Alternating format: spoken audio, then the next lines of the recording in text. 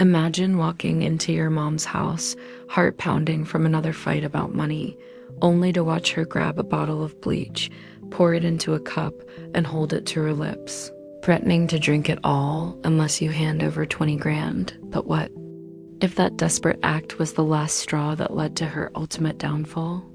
Stick around, because this Reddit revenge story delivers justice so cold it'll chill you to the bone.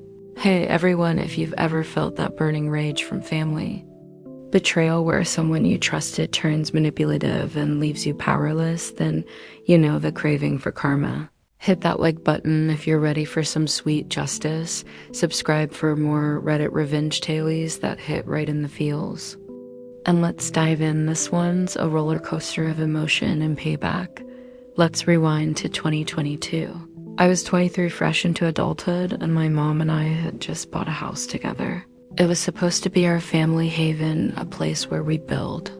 Stability after years of scraping by. The air smelled like fresh paint and possibility as we unpacked boxes, laughing about how we'd finally made it.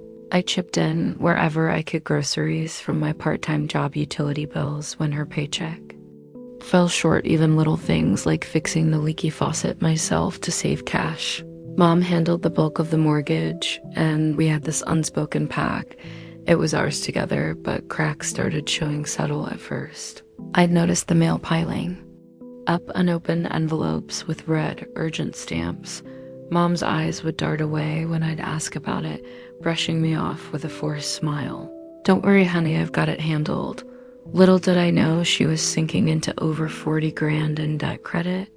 Cards maxed out on who knows what, maybe those late night shopping sprees she hid, or loans for emergencies that never seemed to end. The house, our dream, became a pressure cooker. Bills, lagged lights flickering from unpaid electricity, the fridge echoing empty more often than noti. Stepped up working extra shifts, my hands raw from scrubbing at my second job, just to cover what she couldn't. Exhaustion weighed on me like a wet blanket, but I pushed through for us. Then the bomb dropped. Mom sat me down one evening, her voice steady, but her fingers twisting a napkin into shreds. "We need to sell the house," she said flatly. My stomach dropped a cold wave, crashing over me. "If you don't sign off, I'll just walk away and leave it all on you. The mortgage, the debts, everything." Her eyes were hard, no room for negotiation.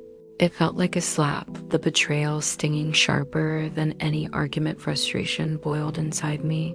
This wasn't just a house. It was our agreement, our future, but she was drowning in debt I never even knew about, and her threats hung heavy like the stale air in that room. I fought back tears, pleading, "Mom, we can figure this out together. Let's talk to a counselor or something." For a moment, there was a flicker, a false hope. She softened, hugging me tightly, whispering, "Maybe you're right, sweetie. We'll make it work."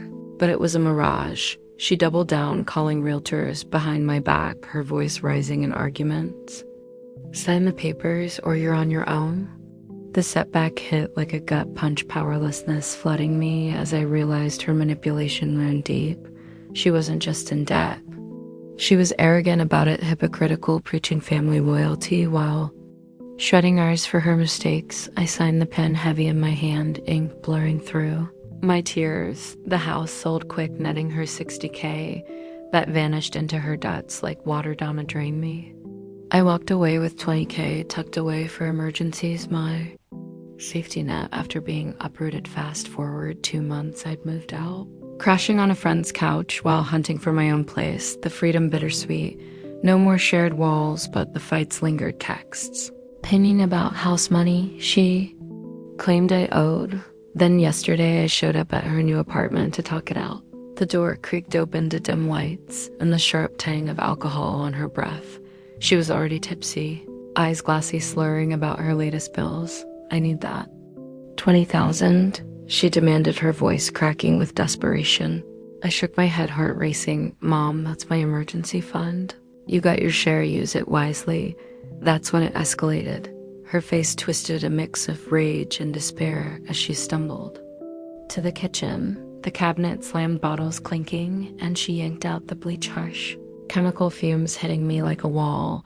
With trembling hands, she poured it into a glass, the liquid swirling, ominously bubbles forming on the surface. "If you don't give it to me, I'll drink this right now," she hissed, lifting it toward her mouth. "And your dog? I'll make sure he suffers too." My blood ran cold pulse thundering in my ears. She knew about her depression, the dark days she'd confided in me, but this? Threatening suicide and my pet to manipulate me? It was infuriating, her hypocrisy glaring as she played victim while wielding terror. I stayed strong on the surface. Voice steady, "Mom, put it down. This isn't you." That inside doubt, gnawed fear for her life, guilt twisting like a knife. Part of me wanted to hand over the cash, cut ties forever, wash my hands of the chaos. Yet another part clung to that money, my hard-earned boundary. What would you do? In that moment, hold tight. The breaking point is coming that night. I couldn't sleep, the image of that glass haunting me, sheets tangled from tossing. The injustice burned. Years of support only for her to betray me twice, first the house. Now this extortion frustration turned to resolve. This was my breaking point, no more enabling her cycle of debt and drama. I felt powerless no more. A spark of determination ignited the revenge plan, formed quietly, suspense building in my mind. I wouldn't just walk away. I'd turn her threat against her first. I documented everything, snapping discreet photos of the bleach bottle, noting the time, her slurred words echoing in my recorder app. Doubt crept in. What if this backfired? What if she really hurt herself? But I pushed forward, heart pounding, as I researched calling a hotline, anonymously learning about welfare checks for suicide threats. It wasn't about destruction. It was about justice, forcing her to get help.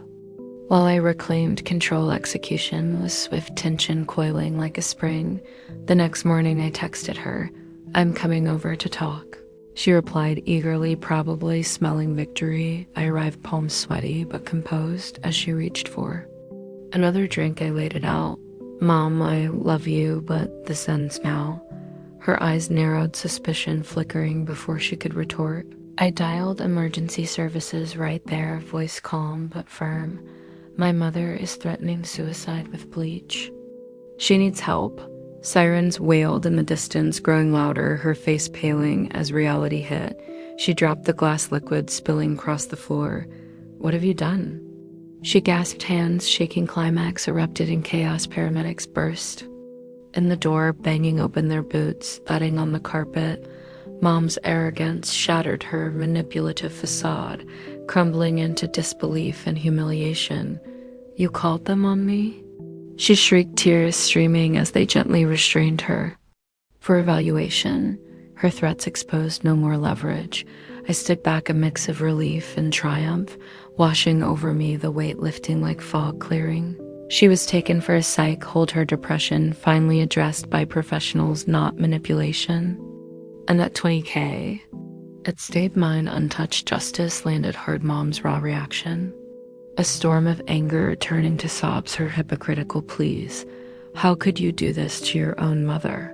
Falling flat as authorities noted her threats, including to my dog. Humiliation etched her face, the power she'd abused, now stripped away.